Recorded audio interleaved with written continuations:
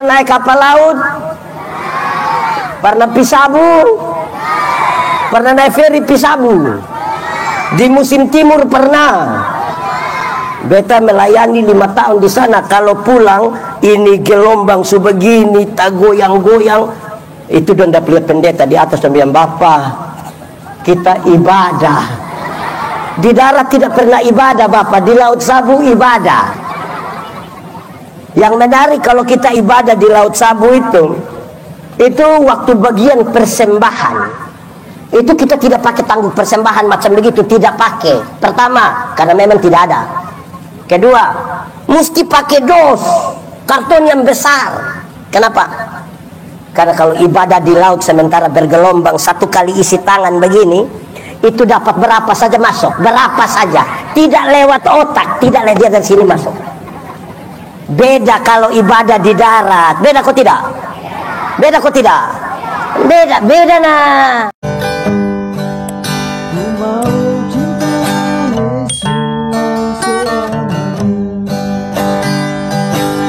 Ya Tuhan Allah, kami mohon kepadamu, kuatkanlah dan teguhkanlah iman kami, supaya waktu di mana kami belajar firman Tuhan, biarlah ini menjadi waktu paling baik bagi kami. Tuhan, kami berdoa, Tuhan jauhkan semua penggoda pencobaan. Biar dalam nama-Mu kami belajar firman Tuhan. Berkati hamba-Mu yang akan menjadi saluran berkat firman hari ini. Dan berkati semua orang yang memberi hidupnya untuk pemberitaan hari ini. Kami rindu pada firman-Mu. Berfirmanlah bagi kami Tuhan, di dalam nama Yesus, firman yang hidup itu kami berdoa. Amin. Saudara-saudara masih tetap dalam keadaan berdiri. Kita membaca ulang dan merenungkan ulang bagian ini. Kitab Kejadian pasal 17 ayat 1 sampai ayat yang ke-8. Kitab Kejadian pasal 17 ayat 1 sampai ayat yang ke-8. Ketika Abraham berumur 99 tahun, maka Tuhan menampakkan diri kepada Abraham dan berfirman kepadanya, Akulah Allah yang Maha Kuasa. Hiduplah di hadapanku dengan tidak bercela. Aku akan mengadakan perjanjian antara aku dan engkau, dan aku akan membuat engkau sangat banyak. Lalu sujudlah Abraham, dan Allah berfirman kepadanya, dari pihakku, inilah perjanjianku dengan engkau. Engkau akan menjadi bapa sejumlah besar bangsa. Karena itu namamu bukan lagi Abraham, melainkan Abraham. Karena engkau telah kutetapkan menjadi bapa sejumlah besar bangsa. Aku akan membuat engkau beranak cucu sangat banyak. Engkau akan kubuat menjadi bangsa-bangsa, dan daripadamu akan berasal raja-raja. Aku akan mengadakan perjanjian antara aku dan engkau serta keturunanmu turun-temurun menjadi perjanjian yang kekal, supaya aku menjadi Allahmu dan Allah keturunanmu. Kepadamu dan kepada keturunanmu akan kuberikan negeri ini yang kau diami sebagai orang asing, yakni seluruh tanah Kanaan akan kuberikan menjadi milikmu untuk selama-lamanya, dan aku akan menjadi Allah mereka. Demikian firman Tuhan. Berbahagia setiap orang mendengar firman, memelihara dan melakukan dalam hidup setiap hari. Silakan duduk semuanya. Bapak Ibu saudara-saudara, Shalom. Yang duduk di tangga dengan berdiri di luar, Shalom.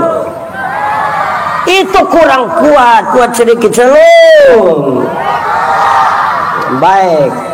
Tema kita hari ini adalah damai sejahtera Kristus bagi keluarga. Sama-sama 1, 2, 3. Kuat sedikit, 3, 2, 1. Kasih tahu orang di samping kiri kanan, 1, 2, 3. Baik. Sekarang karena kita bicara tentang damai sejahtera dalam keluarga, maka yang paling pertama hafal ikut yang pendeta omong. Damai sejahtera ialah segala sesuatu yang mendatangkan kebaikan bagi umat manusia. Ulang, kuat. Damai sejahtera ialah segala sesuatu yang mendatangkan kebaikan bagi umat manusia. Kasih kawan di sebelah 321, damai sejahtera ialah yang mendatangkan kebaikan bagi. Oke, baik. Jemaat. Tidak ada jemaat di sini. Nak kuat sedikit jemaat. Karena pengertiannya adalah damai sejahtera adalah segala sesuatu yang mendatangkan kebaikan bagi umat manusia. Maka ingat, yang mendatangkan kebaikan itu tidak semuanya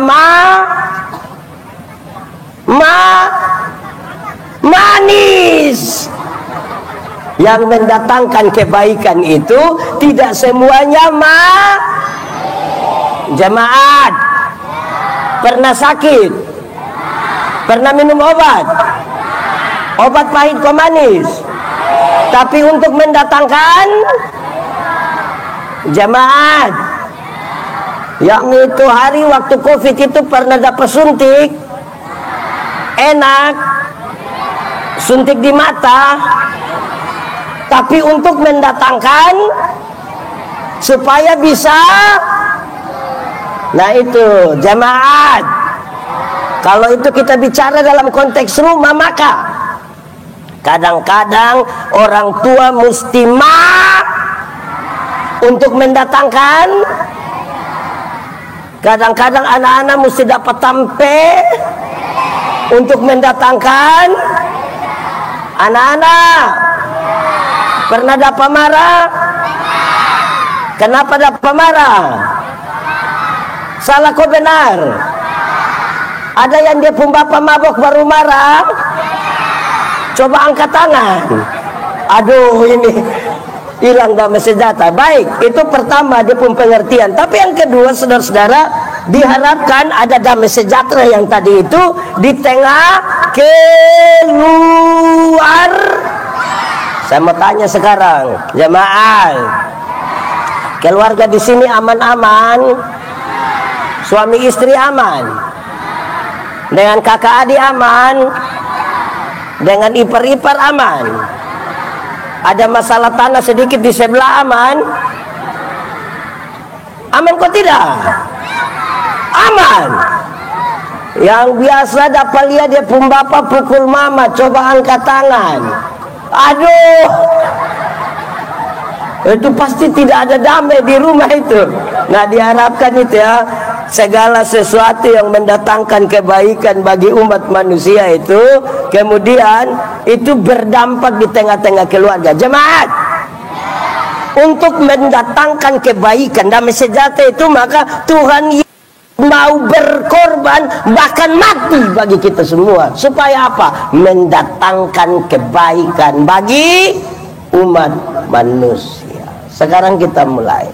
Karena saya baca dalam kisah Abraham, Tuhan memanggil Abraham untuk menjadi bapa sejumlah besar bangsa, untuk menjadi bapa bagi orang-orang percaya. Tapi pembacaan tadi itu menarik. Kenapa? Ayat 4, ayat 5 menarik. Untuk menjadi bapa bagi sejumlah besar bangsa, maka namamu bukan lagi melainkan, baik Pak Pendeta, masa untuk jadi bapa sejumlah besar bangsa ini hanya ganti nama dari Abraham menjadi macam kayak punya murah lagi? Tidak. Ganti nama dari Abraham menjadi Abraham itu tidak murah. Sama kayak kita pu anak dong, waktu masih di kampung dia pun nama Yakub, biasa dipanggil. Tapi waktu dia sepindah di Wetalu, dia pulang kembali ke kampung, tidak mau dipanggil tapi minta dipanggil Jekinam. Bukan, tidak semurah itu. Waktu di kampung dia pun nama Mari, biasa orang panggil Tanta Mia. Tapi mulai ada rumah di Blok C, pulang tidak mau dipanggil Tanta Mia, minta dipanggil Manohara. Tidak begitu, tidak begitu. Pergantian nama dari Abraham menjadi Abraham itu adalah sebuah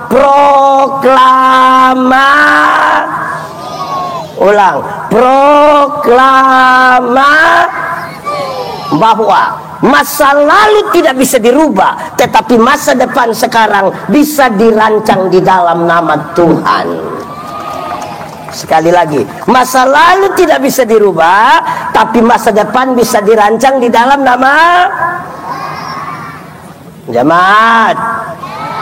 Masa lalu tidak bisa, tapi masa depan bisa di dalam nama. Oke, baik. Apa hubungannya? Saya cepat mengatakan ini. Satu, Abram. Setiap kali menyebut nama Abram,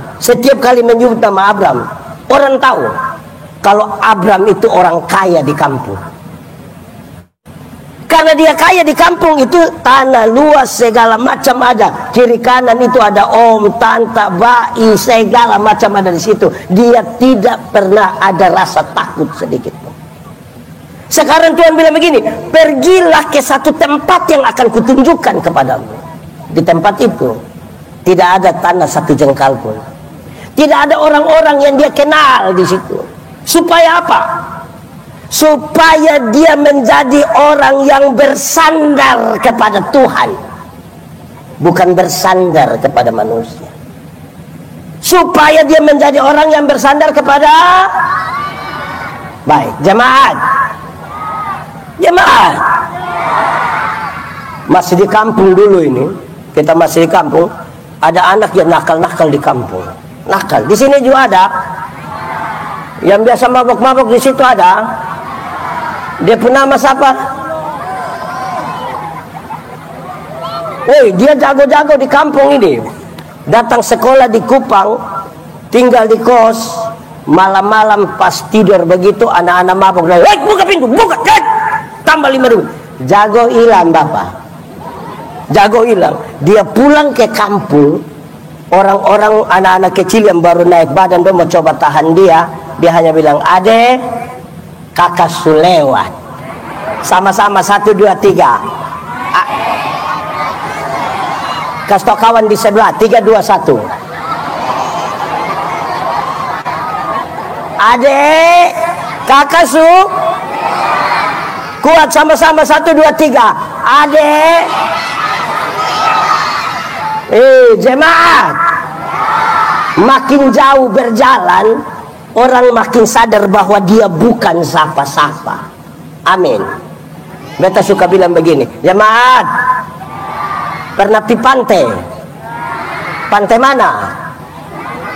Bidang siapa? Pikir apa? Kalau saudara pergi di pantai, main di pantai, itu air hanya sampai di sini. Karena air hanya sampai di betis, bisa tendang-tendang, bisa siram-siram. Karena di pinggir pantai, bisa minta orang foto dulu, foto. Karena pinggir pantai. Coba masuk barang 500 meter ke dalam, perahu semua tenggelam. Ada yang berani bilang, "Weh, perahu semua tenggelam, tolong foto, tolong foto." Yang jago-jago itu baru bermain di mana? Di pinggir jalan, belum jauh. Kalau jalan semakin jauh, dia sadar dia bukan siapa-siapa. Adek. Nah itu. Jemaat, pernah jalan kaki? Di mana? Saudara jalan kaki itu bisa, tapi jaraknya dekat. Karena jarak dekat, kekuatan full ada di kita. Kita tidak butuh Tuhan, tidak butuh orang lain. Ibu-ibu bisa pakai high heels tinggi begini karena kekuatan full ada pada dia. Tidak akan ada ketakutan karena jarak dekat. Coba lebih jauh sedikit. Naik ojek pernah? Gimana? Saudara kalau naik ojek dari sini POS apa baru itu anak dia gas kincang, beta yakin pas gas turunkan nitit itu tante di belakang dia, ade pelan sedikit. Kenapa? Tante pun dada tidak kuat. Terus ini anak bilang, tidak bisa tante. Kenapa? Tante hanya bayar 5.000. Memangnya kalau 5.000 kenapa? Kalau 5.000 tidak pakai rem tante. 10.000 baru pakai rem. Tapi intinya dapat. Makin jauh berjalan, orang mulai ada rasa takut. Supaya belajar bersandar pada. Lebih jauh lagi, pernah naik bis? Pisoe pernah? Pi Atambua pernah? Pernah duduk di samping supir? Pernah sampai camplong atau temes itu oto bok-bok itu gas tambah-tambah dari itu supir, akhirnya supir belum rem kita mau agak kaki rem begini pernah? Makin jauh berjalan kita rasa kita bukan sapa-sapa. Amin. Adik, kakak Sung, lebih jauh lagi pernah naik kapal laut? Pernah Pisabu?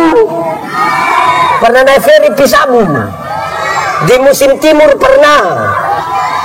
Beta melayani 5 tahun di sana. Kalau pulang ini gelombang sebegini, tak goyang-goyang. Itu dan dapat lihat pendeta di atas sembilan Bapak. Kita ibadah. Di darat tidak pernah ibadah Bapak. Di Laut Sabu ibadah. Yang menarik kalau kita ibadah di Laut Sabu itu waktu bagian persembahan.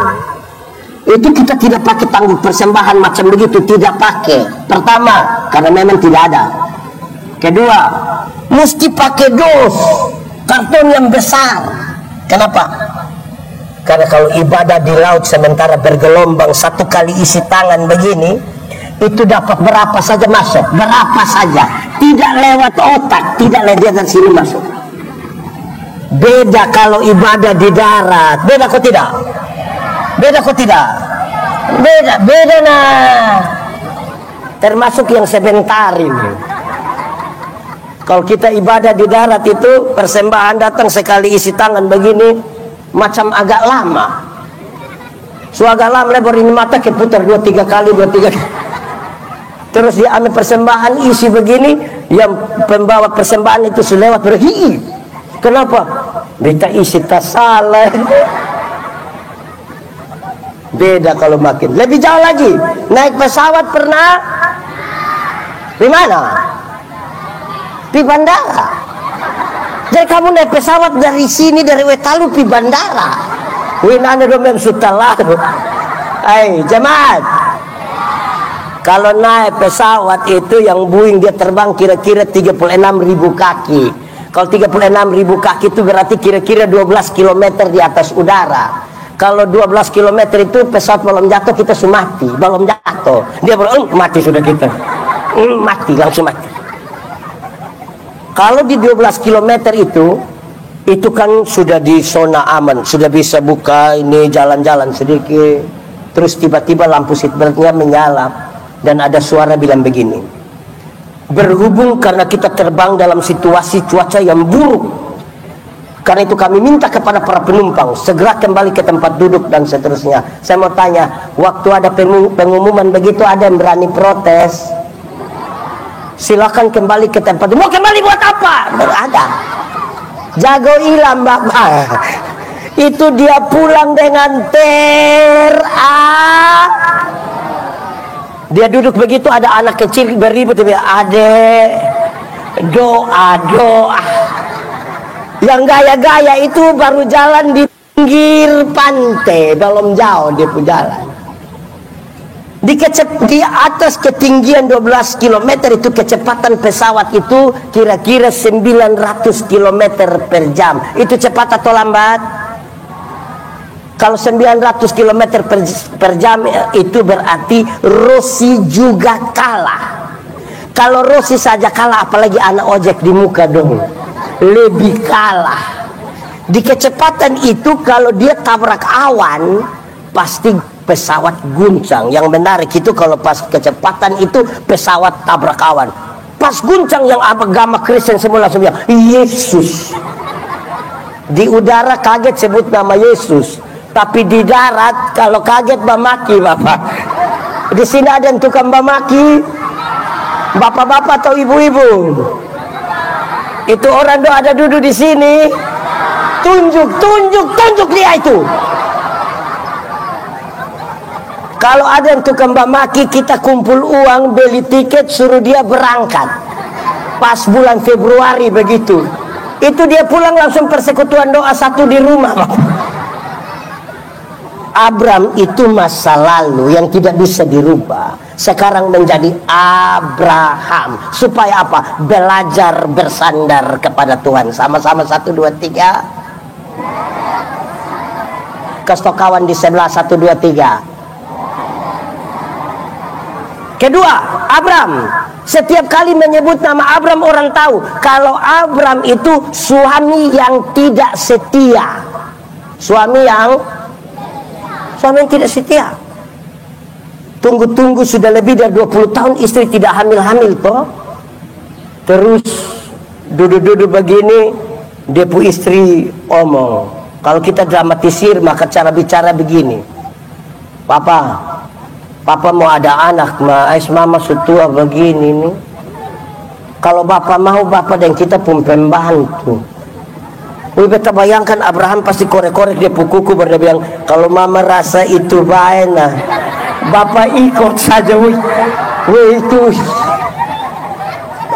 jemaat, suami di Wetalu ini setia-setia semua. Kamu anak-anak juga ada suami.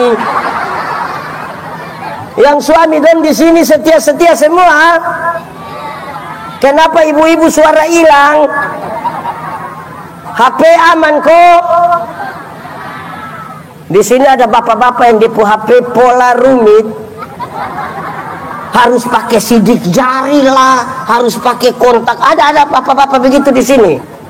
Dia polisi rahasia. Abram sekarang menjadi Abraham, suami yang menunjukkan kesetiaannya bahkan ketika istrinya hamil tua. Bayangkan orang umur 70-an baru hamil. Pernah lihat nenek umur 70? Pernah lihat itu nenek hamil? Keras.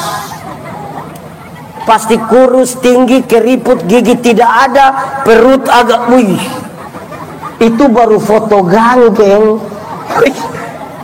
Tapi dia kasih tunjuk. Ini kita bicara tentang keluarga ini. Suami di sini aman. Ini saya lihat kurang aman ini. Abram. Ketiga, Abram. Waktu menyebut nama Abram, semua orang tahu kalau Abram itu bapak yang tidak bertanggung jawab. Sama-sama. Bapak yang tidak. Ismail tidak pernah minta dilahirkan, tidak pernah. Itu orang punya kesepakatan. Sekarang di usia belasan tahun itu, Abram menyetujui usulan untuk mengusir Ismail. Ini bapak macam karmana itu. Sekarang dia menjadi Abraham, bapak yang menunjukkan tanggung jawabnya bahkan ketika dia membawa anaknya ke altar di Moria untuk dipersembahkan kepada Tuhan. Jemaat, bapak di sini bertanggung jawab semua. Bertanggung jawab.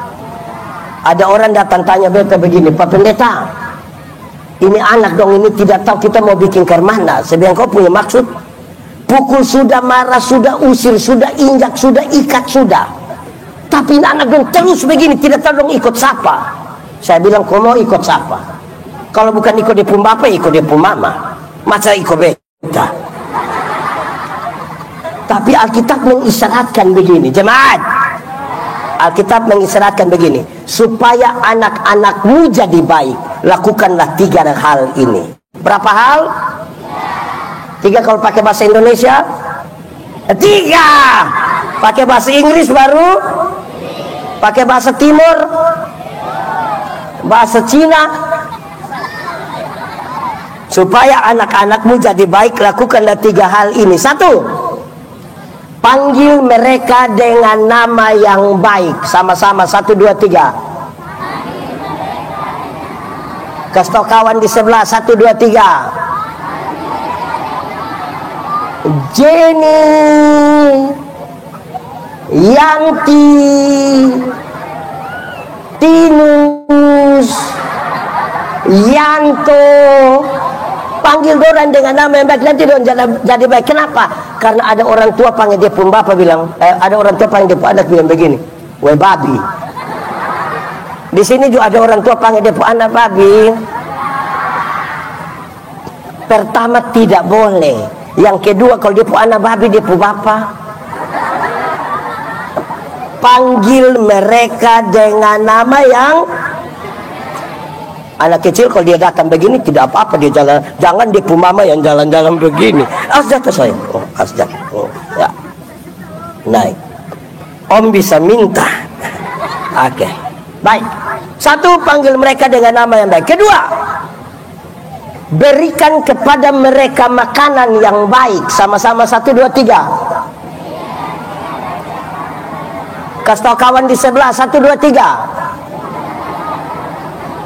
Makanan yang baik itu bukan soal 4 sehat 5 sempurna. Makanan yang baik itu bukan soal nasi basi atau tidak. Makanan yang baik itu adalah uang hasil judi, uang hasil korupsi. Jangan kasih makan di keluarga, tidak bawa berkat. Amin. Di sini ada yang biasa judi. Ada. Pas ada Pak Kapolda kita suruh tangkap. Uang hasil korupsi, hasil tipu, hasil rampasan, jangan bawa ke keluarga, tidak akan ada damai di situ. Amin. Cukupkan dirimu dengan apa yang ada padamu, berbahagialah engkau dan baiklah keadaanmu. Amin.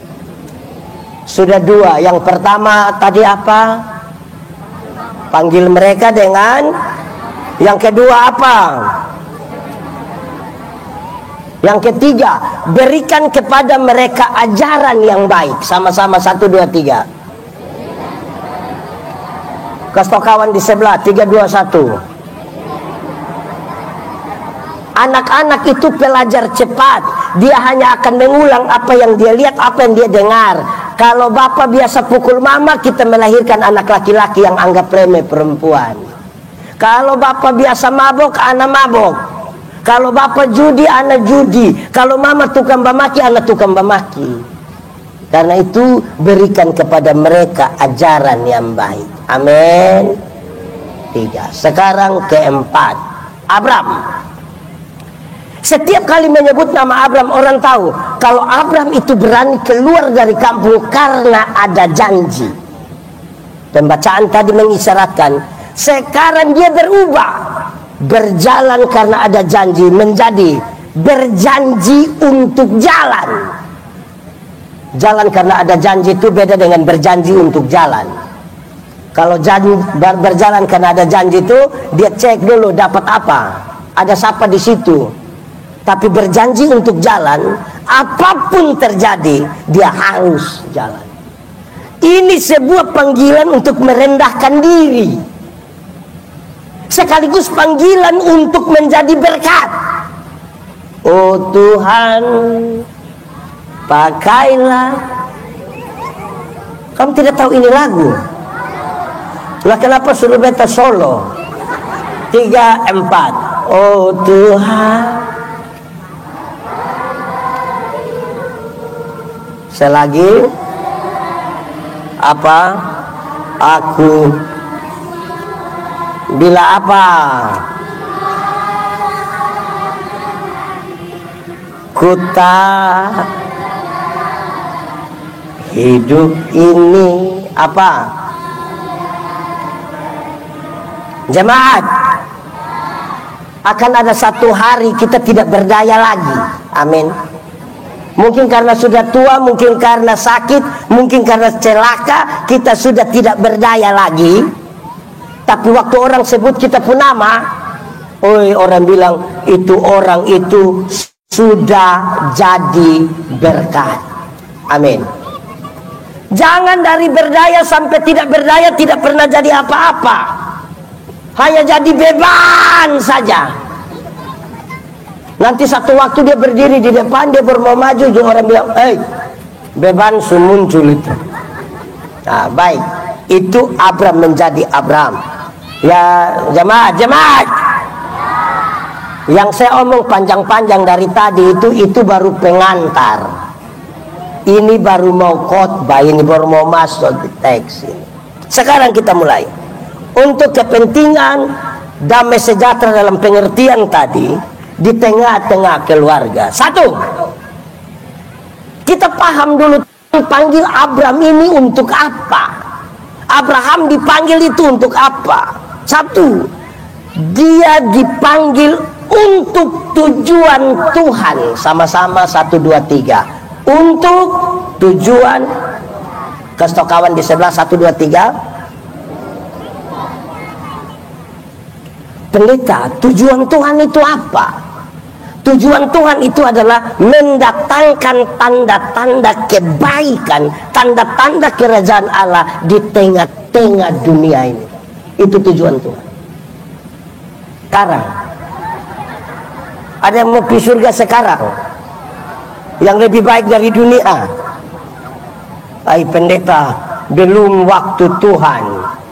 Oke, kita belum pergi ke surga yang lebih baik dari dunia karena belum waktu Tuhan. Tapi tanda-tanda kita bekerja di lingkungan di mana kita bersosialisasi, tanda kan ada di mana? Jemaat, jemaat. Ada satu lagu dulu, kita besar dari lagu ini, tapi kita butuh mengkritis. Tapi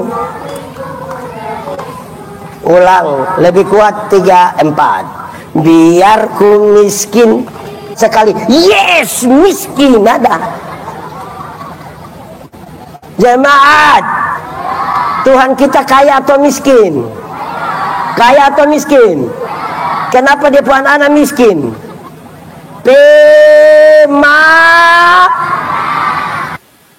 Pemalas kalau pakai bahasa Timur. Apehet.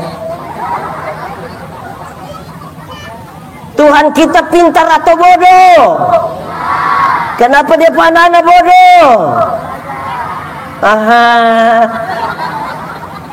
Jadi itu tanda kerajaan surga. Kita ukur. Jemaat, kenapa saya omong ini? Di banyak persekutuan, di banyak kelompok kita ini, saudara, tujuan kita pertama tujuan Tuhan. Tapi tujuan Tuhan bisa bergeser karena tujuan kita. Bisa begitu? Iya. Saya pendeta Gemit, wakil ketua sinode ada. Untuk jadi pendeta Gemit, pertama kali kita harus menandatangani satu surat pernyataan bersedia ditempatkan di mana saja di seluruh wilayah pelayanan Gemit. Waktu pertama itu saya tanda tangan tahun 2004, tanda tangan ditempatkan di Sabu. Saya punya pelayanan tuh ngeri. Ada satu waktu saya pimpin ibadah syukur itu, satu hari itu 18 kali. Itu tambah makam puji, ya saudara tahu, ngeri. Orang yang lihat tuh bilang, pendeta begini cocok di sini, cocok ini di kota ini. Saya pindah ke satu tempat lagi yang dari segi fasilitas jauh di bawah saya di sana. Saya lantas bertanya begini, kenapa pendeta yang orang bilang cocok di ini pindah di kampung itu? Di situ saya mengerti bahwa tujuan Tuhan mulai bergeser ketika kita mulai merasa diri pantas. Waktu kita merasa belum pantas ke tadi, sapa beta, waktu masih mengandalkan Tuhan, tujuan Tuhan masih di jalan.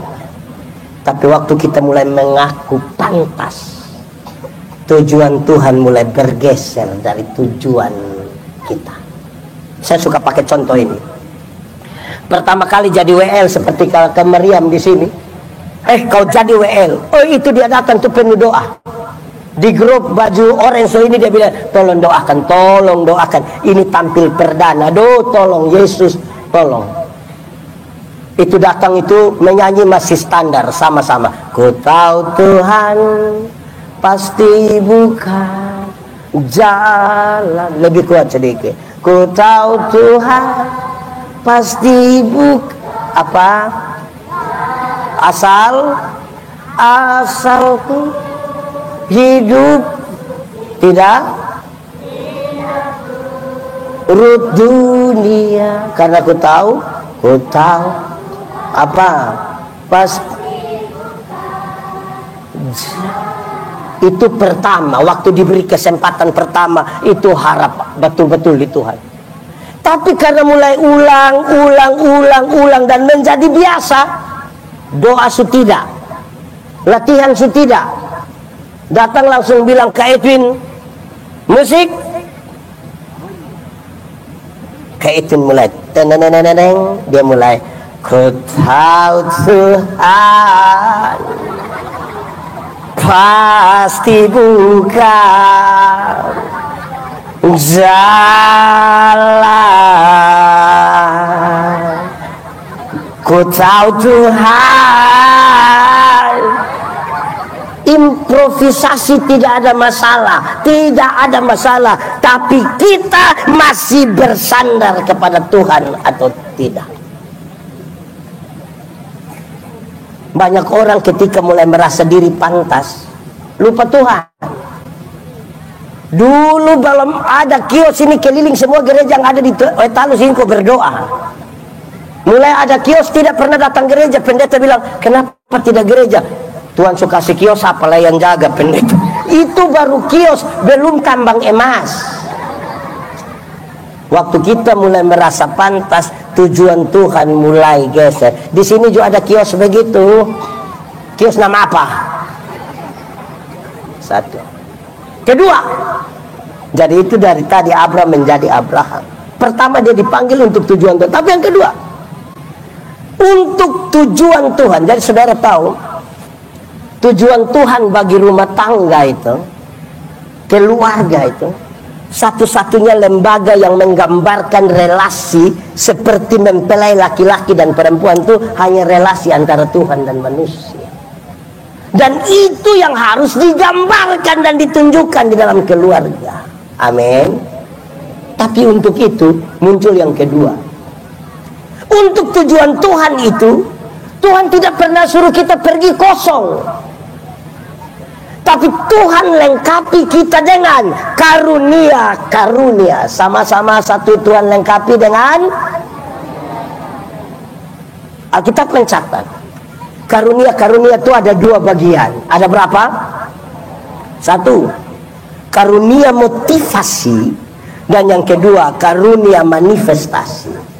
Karunia motivasi itu seperti berkhotbah, menyanyi, mengajar, mendampingi orang, itu karunia motivasi. Tapi yang kedua, karunia manifestasi itu seperti menyembuhkan orang, bicara dalam bahasa roh, menerjemahkan bahasa roh. Kedua karunia ini sama derajatnya dipakai untuk pembangunan jemaat. Tidak ada satu orang pun yang percaya kepada Tuhan dan tidak dilengkapi dengan karunia. Tetapi yang menjadi masalah bagi kita adalah banyak orang tidak menemukan apa karunia yang Tuhan taruh di dalam dirinya. Bagaimana dia bisa mengeksplor itu barang yang Tuhan taruh di dalam dirinya untuk mendatangkan damai sejahtera bagi keluarga dan dunia. Itu dia persoalan. Ada orang tahu menyanyi, tapi tidak pernah menyanyi di gereja. Kadang-kadang pendeta tanya, ada paduan suara vokal grup? No, tidak. Tapi kalau dengar bilang majelis sinode gemit dan gubernur NTT akan beribadah bersama-sama di sini. Solo dia, duet dia, vokal grup dia, paduan suara dia, tari-tarian. Ini dia pun nama karunia makam puji. Tidak ada orang makam puji mendatangkan damai sejahtera di tengah-tengah keluarga. Tidak ada. Jadi periksa dulu apa karunia di dalam kita. Tapi Alkitab tidak berhenti pada kata karunia. Paulus menegaskan, aku memberitahukan kepada kamu karunia yang lebih utama. Dan karunia yang lebih utama itu adalah kasih. Dia jelaskan semua bahasa manusia dan semua bahasa malaikat. Tapi kalau kasih tidak ada padamu, engkau hanya seperti gong yang berbunyi. Sekalipun, tapi kalau engkau tidak ada kasih, engkau tidak ada gunanya. Dan sekalipun engkau memberikan seluruh hidupmu, bahkan tubuhmu dibakar, Tapi kalau kasih tidak ada, engkau tidak ada faedahnya sama sekali. Karena itu setiap orang yang punya karunia, yang bisa menemukan apa yang di dalam dirinya, dalam kasih itu dia mewujudkan damai sejahtera tadi, mendatangkan kebaikan bagi umat manusia dari rumah. Sudah dua. Tadi pertama apa tadi? Tuhan panggil Abraham untuk tujuan Tuhan. Yang kedua dia lengkapi dengan karunia. Tapi yang ketiga, walaupun dia lengkapi dengan karunia, tapi yang ketiga ini penting. Dia minta kita belajar dari orang lain. Sama-sama 1, 2, 3. Belajar dari, kasih tahu orang di sebelah, 1, 2, 3. Kenapa belajar dari orang lain sangat penting? Dengar jemaat,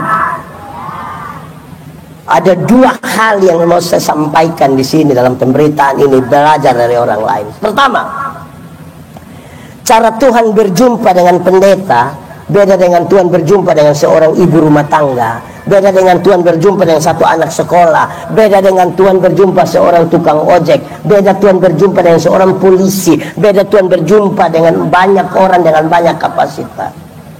Perjumpaan yang berbeda-beda ini terus kita duduk bersama-sama dan bercerita tentang perjumpaan yang berbeda itu. Kemudian kita sepakat, ternyata Tuhan kita luar biasa. Kalau mau belajar dari orang lain. Kedua, belajar dari orang lain berkaitan dengan manusia sangat terbatas. Karena manusia sangat terbatas, dia butuh orang lain untuk dia belajar daripadanya. Kalau belajar berarti harus memberi telinganya, perhatiannya kepada orang lain bicara. Yang jadi kacau di dalam rumah itu kan satu tidak mau dengar satu toh.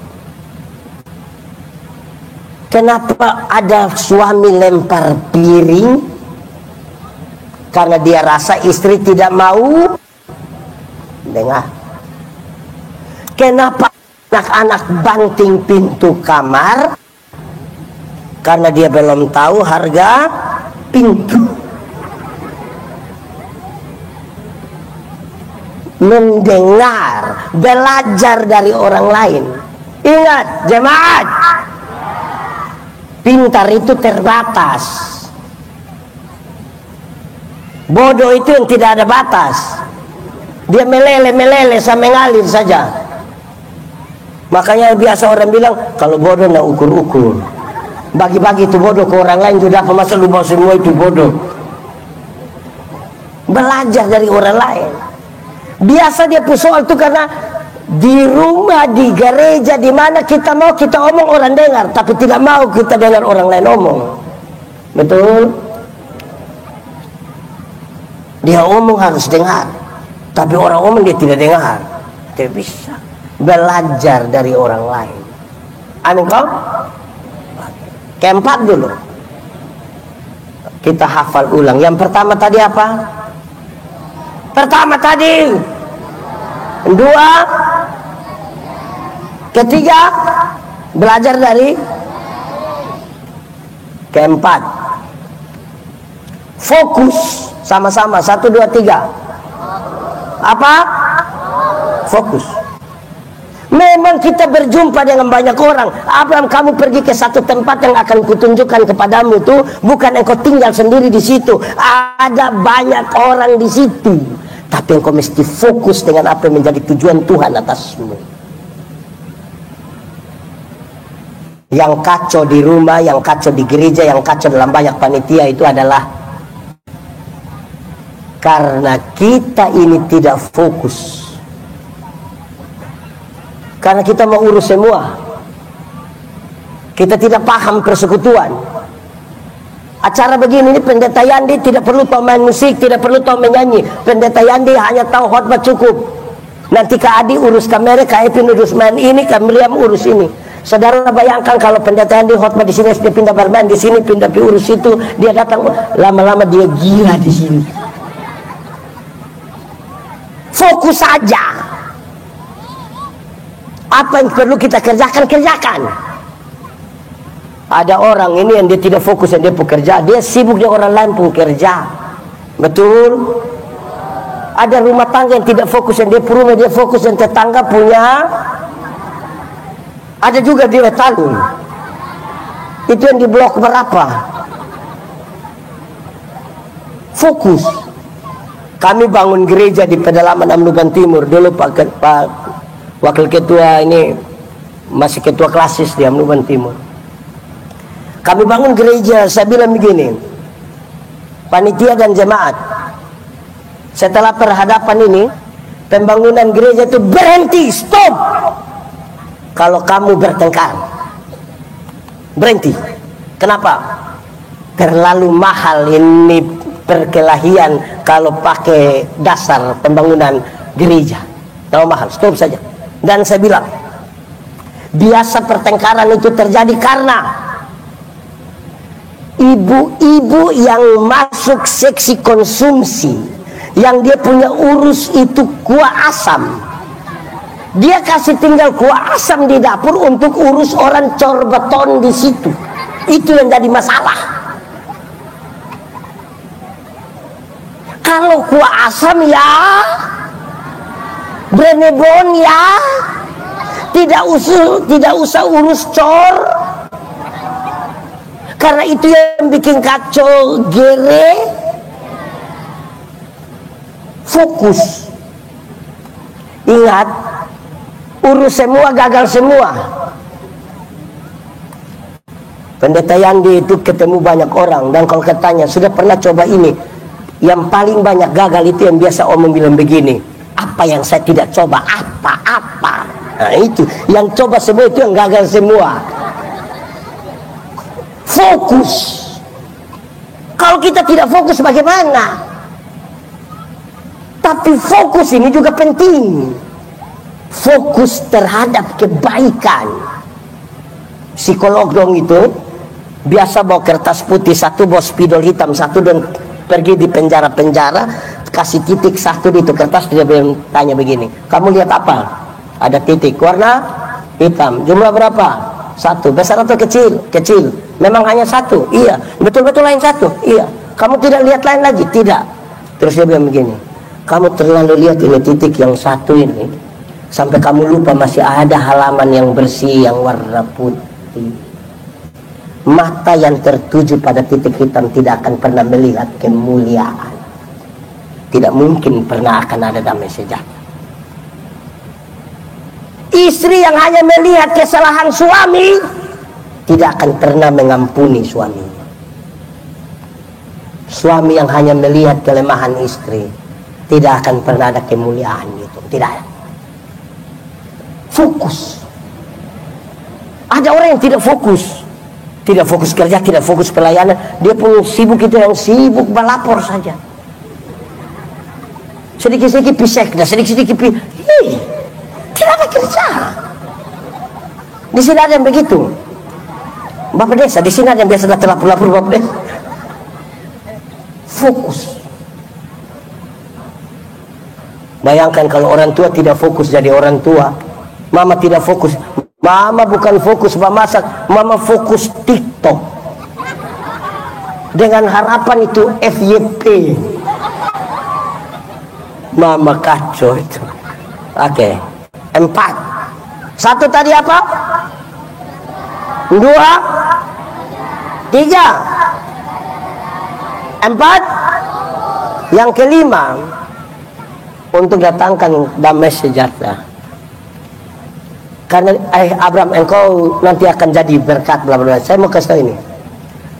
Melakukan hal yang bermanfaat. Sama-sama 1, 2, 3. Melakukan hal yang bermanfaat, yang berguna, lakukan. Kenapa itu? Saya langsung pakai contoh. Ada orang kelihatan sibuk tapi tidak berguna. Ada biasanya militer dong bilang, dalam keadaan terdesak jangan lakukan pertempuran dengan barang yang tidak penting. Apa maksudnya? Saya biasa bilang begini. Pertama, orang-orang yang menyanyi di gereja itu sedapat-dapatnya menghindar dari yang menghindar. Menyanyi itu khotbah berirama. Amin. Orang mesti tahu, mesti dengar, paham, kan dia pulang bawa itu khotbah. Nah, lagu 5 menit kita habis di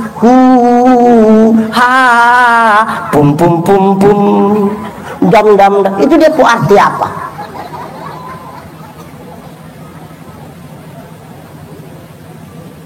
Tadi Jaden dan dia pun papa. Jaden omong bahasa Inggris, kan saya sendiri tidak tahu. Untung dia pun bapak omong supaya saya, oh ternyata ini dia pun maksud. Bayangkan kalau tadi tidak ada penerjemah untuk kita tahu. Pasti pulang dia bilang, oh itu anak kecil tahu umur berapa.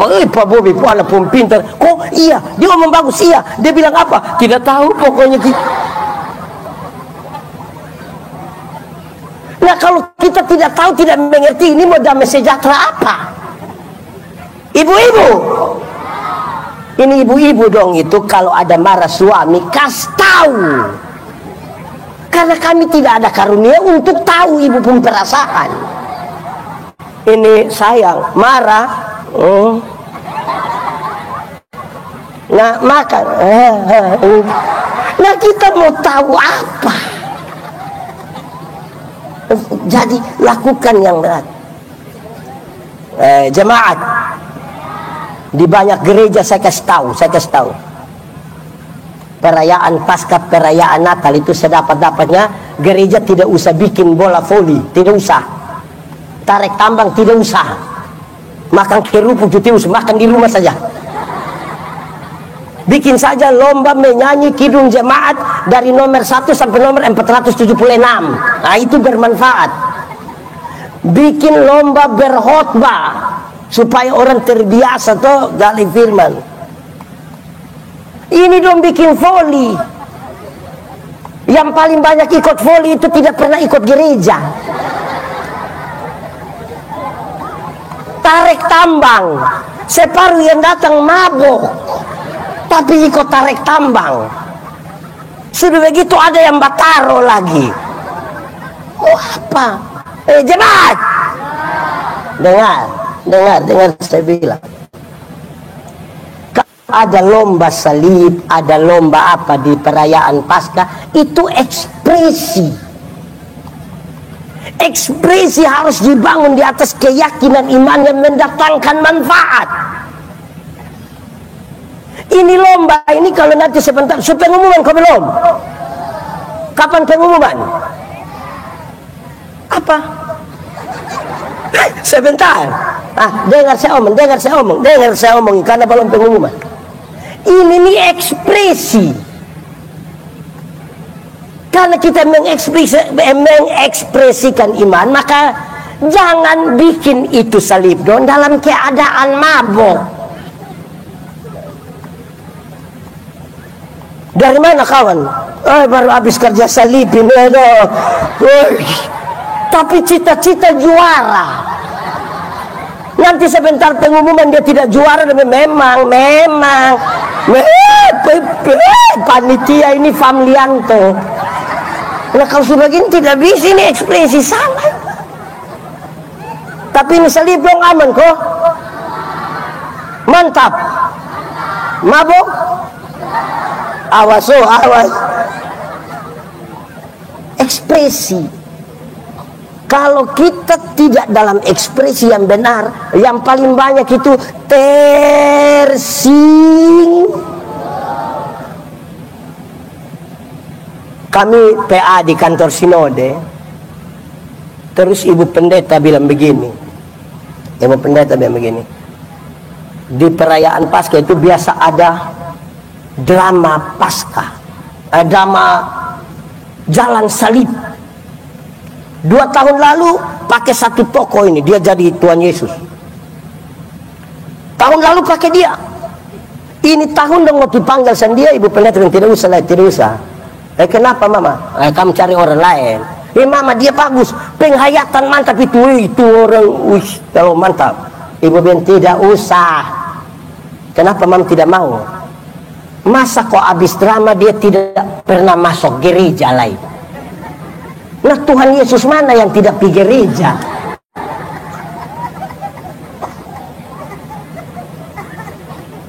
Ini cari dia jadi Tuhan Yesus karena gondrong dan kumis dan ada jenggot sedikit. Oh, ini kita ekspresi tak salah ini. Amin kok. Lama-lama karena pukul, karena dia ini memang orang ekspresi itu betul. Kalau salah ekspresi bisa masalah. Ada satu orang ini dia peran dari Tuhan Yesus. Dia kasih tahu yang peran prajurit, dia bilang, kamu kalau pukul lah pukul pelan-pelan. Karena beta ini juga tahu sakit ini. Dorang taruh, pang, dia rasa sakit, dia tetap, pang, sakit.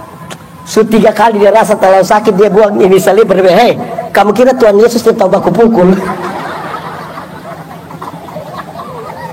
Ini ekspresi ini mesti muncul di waktu tepat dengan cara yang benar, karena mau datangkan hal yang berguna atau bermanfaat toh. Gitu. Gereja jangan terjebak pada keramaian tanpa manfaat.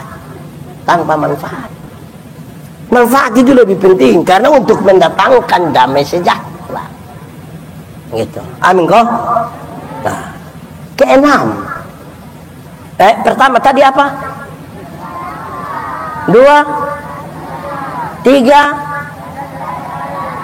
4, 5. Itu kedewasaan spiritual. Sama-sama 1, 2, 3.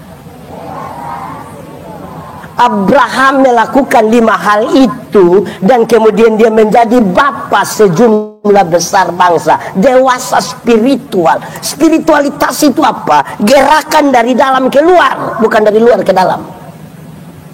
Yang di dalam itu teologi, apa yang kita imani, apa yang kita sembah, apa yang kita yakini, itu di dalam. Yang keluar itu etika. Perjumpaan teologi dan etika itulah spiritualitas. Orang dengan spiritualitas bagus, ada sampah di sini dia langsung ambil. Gerakan dari dalam keluar. Orang yang gerakan dari luar ke dalam, ada sampah. Pas dia mau ambil, dia janji dia pun teman. Pas beta ambil, nah kau foto. Pas foto, itu dia muat di Facebook bertulis, kebersihan adalah bagian dari iman. Itu dia pun nama pencitraan. Mental budak. Orang-orang bermental budak itu, bangsa Israel butuh 40 tahun putar-putar untuk mendapat pelajaran perubahan mental dari mental budak menjadi orang bermental raja. Mental budak itu kalau kerja, kalau ada mandor, oh itu orang kerja terlalu semangat, serius, mulai mantap. Mandor pulang dia bikin pengucapan syukur, rasa bebas, karena harus orang harus orang marah baru dia bekerja. Dia bisa. Kedewasaan spiritualitas adalah efek dari 5 hal tadi. 1, tujuan Tuhan. Kedua, karunia yang kita pakai. Ketiga, belajar dari orang lain. Belajar itu, mendengar itu ibarat lubang. Apa? Kalau lubang 1 meter, tiang 10 meter, itu tiang kuat. Lubang 9 meter, tiang 10 meter, kuat. Mendengar itu lubang, belajar dari orang lain. Karena kita terlalu terbatas. Sudah belajar dari orang lain, fokus. Jangan belajar dari orang lain mau pakai semua. Kacau kita. Tapi fokus apa? Fokus melakukan hal yang bermanfaat. Kedewasaan spiritual muncul. Jadi waktu ada proklamasi Abraham menjadi Abraham, dia tidak serta-merta itu, tapi sebuah proses sampai pada kedewasaan spiritualitas. Teman, Pernah dengar orang bilang kamu pipi gereja masa-masa? Pernah dengar? Atau sendiri omong? Itu seolah-olah dia ingin mengatakan dia, daripada kamu pergi gereja model begini lebih baik tidak usah. Kan tidak ada perubahan. Jemaat, di banyak tempat itu bagus. Sudah ada vokal grup kaum bapak. Tepuk tangan dulu. Mantap. Tapi ada dua. Tapi pertama, dong latihan sampai jam 3 pagi. Sampai istri mau bunuh dorang belum pulang. Tapi kedua, hari Minggu dorang utus anak kecil satu atau istri atau majelis rayon. Tolong kasih tahu pendeta kaum bapak menyanyi setelah khotbah. Kenapa setelah khotbah? Belum lengkap. Bagaimana mau lengkap pulang jam 3? Yang menarik adalah habis menyanyi dong pulang. Separuh pulang, separuh keluar di luar cari ame pohon kecil satu dan rokok di situ.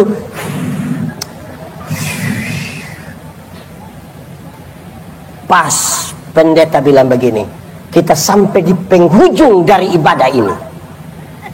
Pulanglah saudara-saudara ke dalam hidup dan tugasmu dengan selamat.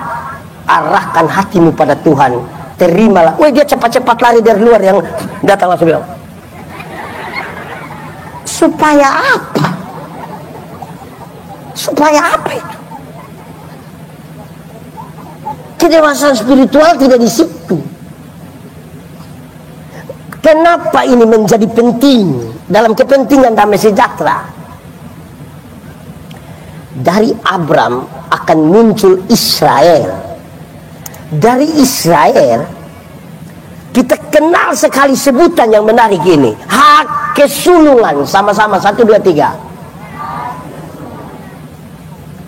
Hak kesulungan bangsa Israel bukan soal siapa lahir duluan, siapa tinggal duluan, bukan. Hak kesulungan bangsa Israel berkaitan dengan 3 hal ini. 1, hak beribadah kepada Tuhan. Sama-sama 1, 2, 3. Kasih tau kawan di sebelah 1, 2, 3. Jadi yang dapat hak kesulungan itu dia menyadari bahwa beribadah itu hak, bukan kewajiban. Masih banyak orang melihat ibadah itu kewajiban. Kalau orang menjalankan ibadah hanya seperti kewajiban, maka dia punya kalimat itu biasa bilang begini, kok yang penting pokoknya kan, sudah kan, iya toh, iya kan. Kewajiban beda dengan hak. Tahu hak? Tahu hak? Jemaat, pernah dapat bantuan tunai langsung dari pemerintah? Iya, yang lain yang dapat pernah? Berapa ratus? 600. Itu orang biasa bagi di mana? Kantor desa kok? Kantor pos. Jam berapa biasa? Jam 9. Oke, pertanyaan terakhir. Pijam?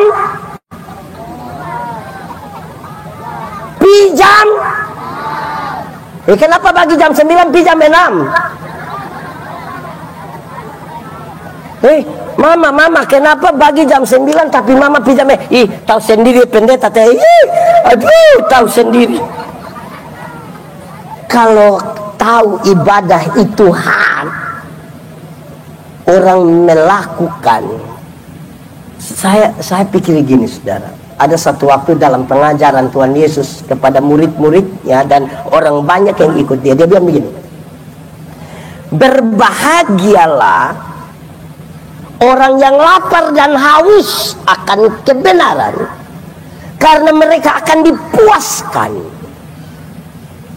Kebenaran harus dilakukan seperti lapar dan haus. Pernah lapar?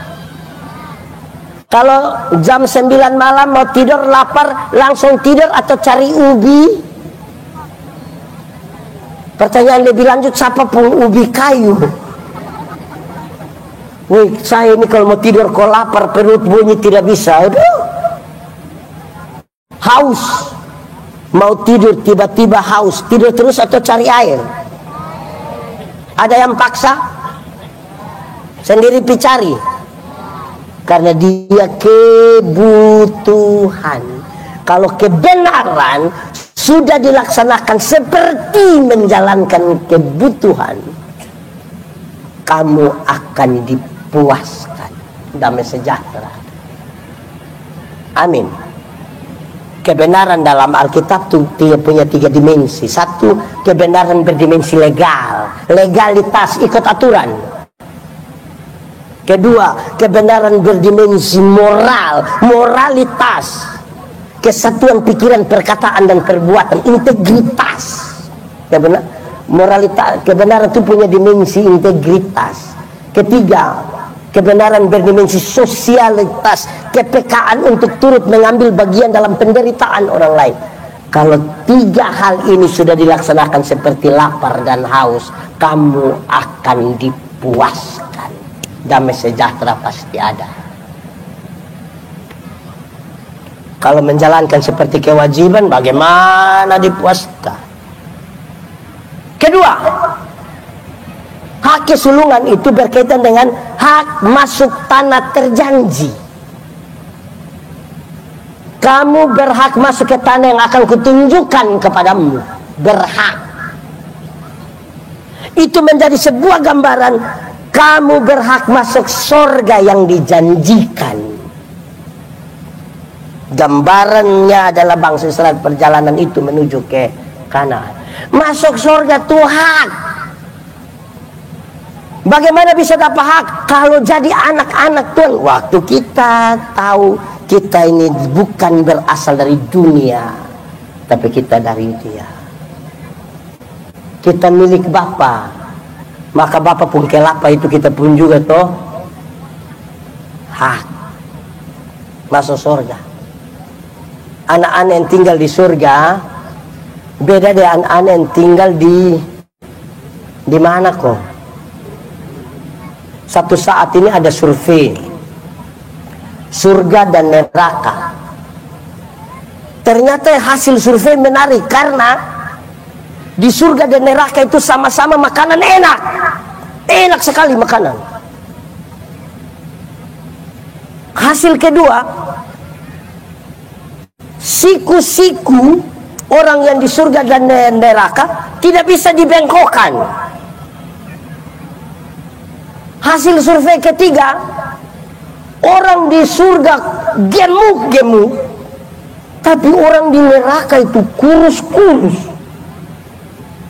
Maka analisa sekarang, kenapa makanan sama, enaknya, gizinya, siku sama-sama tidak bisa dibengkokkan, tapi hasil kok beda ya? Di surga gemuk, di neraka. Baru mereka menemukan sebuah fakta bahwa kenapa makanan enak, gizi, siku tidak dibengkokkan, tapi orang gemuk. Karena ini yang di sorga orang tahu, karena siku tidak bisa dibengkokkan, maka yang dia ambil, dia kasih makan Om Louis. Om Louis ambil, kasih makan saya. Kita dua saling memberi makan, jadilah gemuk. Di neraka ini kan mau makan sendiri toh, padahal siku tidak bisa dibengkokkan, jadi paksa begini. Tenaga habis dilipat tangan dan tidak sampai.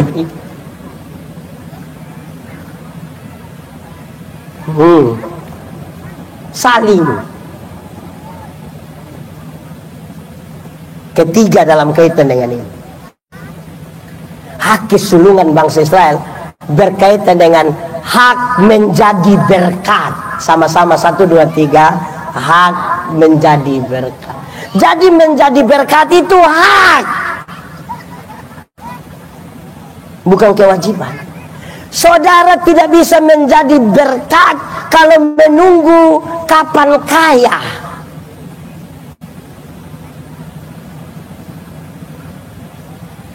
Mau tunggu kaya, saya yakin saya tidak akan kaya lain.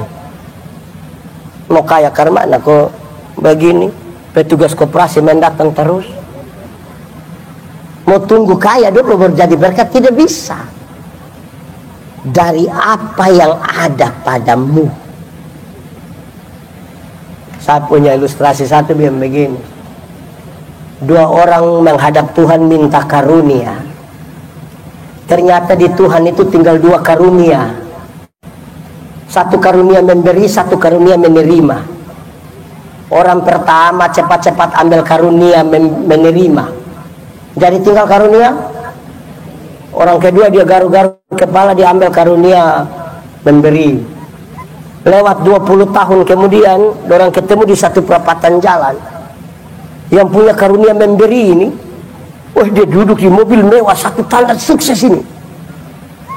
Yang punya karunia menerima ini ada duduk minta-minta di pinggir jalan. Dan waktu dan dua aku lihat begini, terus dia bilang begini, kawan, karena Tuhan Allah tahu saya selalu harus memberi, maka kepada saya Tuhan berikan lebih. Karena engkau mau kasih orang tuh engkau tidak ada, jadi ini lihat kawan. Tapi kawan ini kan karunia menerima, jadi mana hanya begini. Saya tidak tahu kita banyak-banyak ini hari ini lebih banyak karunia apa. Tidak usah omong. Saudara lihat, menjadi tadi sejumlah besar bangsa itu sebuah proses yang kemudian akan menegaskan sebuah generasi yang akan pegang hak kesulungan bukan karena lahir duluan. Dengar, Yakub dan Esau siapa kakak? Siapa kakak? Kenapa Esau disebut kakak? Karena lahir duluan. Betul toh? Tapi kenapa bukan dia yang dapat hak kesulungan? Dari segi kerja, dari segi kerja.